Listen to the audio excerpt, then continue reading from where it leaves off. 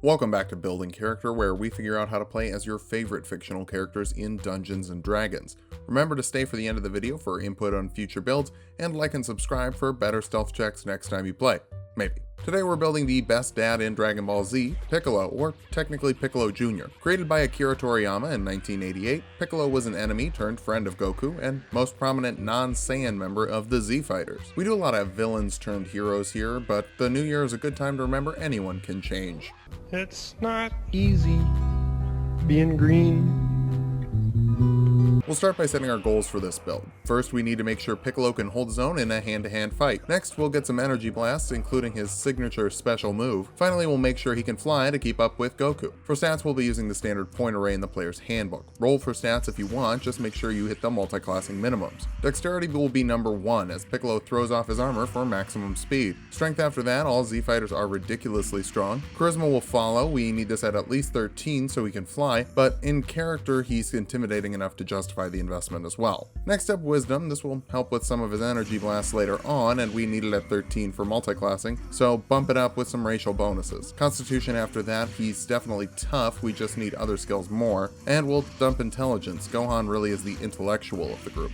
For race, check out Gith. Specifically, Gith Zerai from Mordenkainen's Tome of Foes. They get +1 to Intelligence and +2 to Wisdom. You also get +1 to your AC when you're not wearing armor, which pairs well with some future abilities. There's also free access to the Mage Hand cantrip, do with that what you will. For background, take Soldier for athletics and intimidation. Piccolo spends his whole life fighting or training for fights, so he doesn't have a lot of other hobbies. Level 1, we're taking Monk. At level 1 of Monk, you can get 2 skills, take Acrobatics and Insight. You also have Martial Arts, making your unarmed strikes deal 1d4 damage. You can use either your strength or dexterity modifiers, and you can make an unarmed strike as a bonus action after you take the attack action. You also have unarmored defenses, meaning your AC equals 10 plus your wisdom and dex mods, and +1 because you're a Gith Zerai. We'll jump over to Sorcerer for a couple of levels now, specifically a Divine Soul Sorcerer from Xanathar's Guide to Everything. That Divine Soul could be Kami, living inside you and making you favored by the gods. This lets you add 2d4 to a failed save or attack roll once per long rest. You also get Divine Magic, letting you take Cleric spells, which will give us our special beam cannon. Guiding Bolt is a ranged spell attack that deals 46 radiant damage and gives the next attack roll against the target advantage. Fun fact, it's actually easier to hit someone if you've blown a hole through their chest. For your second spell, Jump triples your jump distance for a minute. It's not flight, but it's a good start. For cantrips, check out Sacred Flame. It forces a dex save of 8 plus your proficiency plus your charisma mod.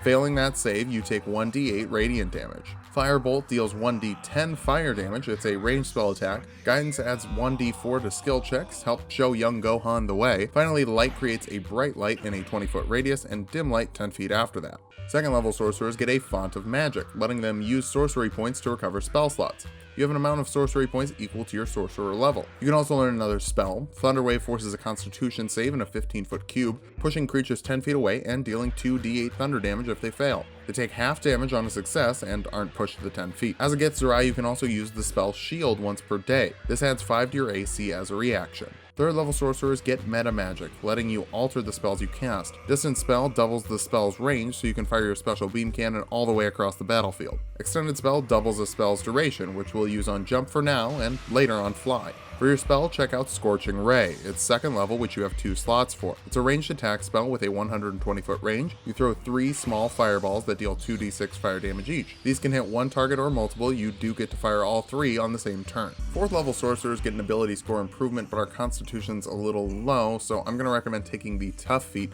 which will give you 2 HP for every level you have, and 2 HP for every level you'll get. For your spell, check out Cure Wounds. This will heal 1d8 plus your charisma modifier, and you can use this to regenerate like Piccolo does, or heal others like Dende. If you want to be a stickler and say that Dende can only heal because he's from the Dragon Clan, that's fine, you can just heal yourself. Fifth level of Sorcerer gives you the Fly spell, letting you fly for 10 minutes if you maintain concentration. Now you can change out old spells for a new one when you level up, and I might recommend it for getting Haste for +2 AC, double movement, advantage on dex saves, and an extra action per turn. Both Haste and Fly are concentration though, and you only have 2 slots, so choose wisely. Now we'll return to Monk for a second level. Here you get Unarmored Movement, which increases your movement by 10 feet when you're not wearing armor. You also get key points you can spend on things like Patient Defense, which lets you dodge as a bonus action, Step of the Wind, which lets you dash or disengage as a bonus action, and doubles your jump distance. If you're trying to save spell slots, by the way, the jump spell and Step of the Wind combined give you a horizontal jump distance of 84 feet and a vertical jump height of 30, which should cover you for movement in most cases. Flurry of Blows costs 1 key point and lets you make 2 unarmed attacks instead of 1 as a bonus action. 3rd level monks can deflect missiles, reducing ranged attack damage by 1d10 plus their monk level plus their dexterity mod. If this drops the damage to 0, you can throw the ammunition back at the target. This is a monk attack, meaning you're proficient with it and it deals 1d4 damage currently. Most importantly, you get a monastic tradition. The Sun Soul monk from Xanathar's Guide to Everything feels like it was really based off of the Z Fighters. You get a Radiant Sun Blast. It's basically a monk punch that deals radiant damage and has a 30-foot range. You can spend a key point to make a flurry of blows with it, and when you get an extra attack, you can throw energy instead of punching. 4th level monks get an ability score improvement or feat.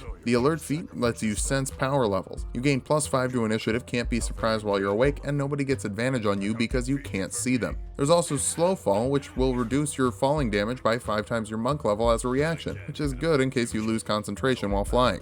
5th level monks get an extra attack for more punches or energy blasts. You also get Stunning Strike, which forces a Constitution save against your monk DC. That's 8 plus your proficiency plus your wisdom modifier. Failing it paralyzes the target until the end of your next turn. Costs a key point, and you can use it whenever you land a melee attack. Finally, your martial arts die is now a d6, which applies to those Sun Blasts as well. This will hit all of our targets for the build. Stick around though, we'll keep training up for level 20. 6th level monks have key empowered strikes, meaning that your fists are magical in terms of overcoming resistances. You'll also get Searing Arc Strike as a Sun Soul, letting you cast the Burning Hand spell with 2 key points, and you can increase the spell level with 1 additional key point. The spell forces a dexterity save and deals 3d6 fire damage in a 15-foot cone with an extra d6 as you level it up. 7th level monks get Evasion, meaning you automatically take half damage on dex saves and no damage on successful saves. Additionally, you can use Stillness of Mind to remove an effect of Frighten or Charm on yourself as an action. 8th level monks get an ability score improvement. Raise your dexterity, it's important to AC, attacks, and damage rolls. 9th level monks can run up walls while they're not wearing armor, which is another way to reduce how many times you have to cast Fly per day. 10th level monks get Purity of Body, which makes you immune to disease and poison. That makes sense as aliens can't get earth colds, probably. 11th level Sun Souls get Searing Sun Burst, which takes an action to use and creates a 20-foot radius sphere of radiant damage. Everyone inside makes a Constitution saving throw. They take 2d6 radiant damage if they fail.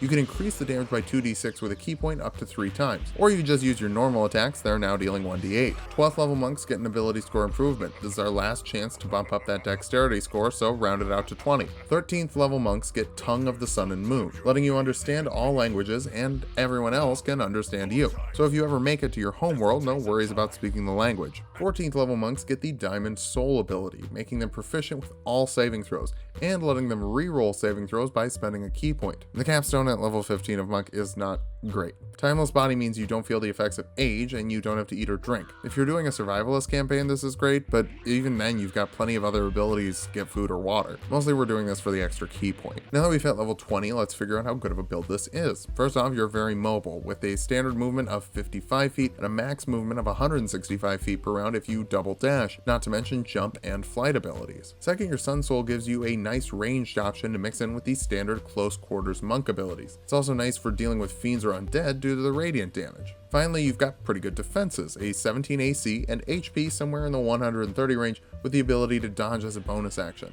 For weaknesses, you've got a low Constitution mod and your 2 best spells are Concentration. Couple that with only 2 slots for them and you could be losing these pretty quickly. Your ability scores are also low as there are only 4 improvements in this build, half of them went to feats. Finally, your damage output is pretty low. Your main damage die are D8s and 3d8 at level 20 means your cantrips from the 5th level of Sorcerer are just as good as your martial arts from 15 levels of Monk. But Piccolo usually isn't the strongest Z fighter, and if he is, it doesn't last long. He's there for consistency. While the rest of the party figures out how to go to Super Saiyan 52 or whatever, you can hold off the baddies until they get there. Just always remember to dodge. Thanks for watching. If you like the video, subscribe. We build new characters every week. Vote in the poll for which DC character you'd like to see. Your options are Wonder Woman, The Flash, or Green Lantern. Next week we're going to be making another green guy, so come back for that.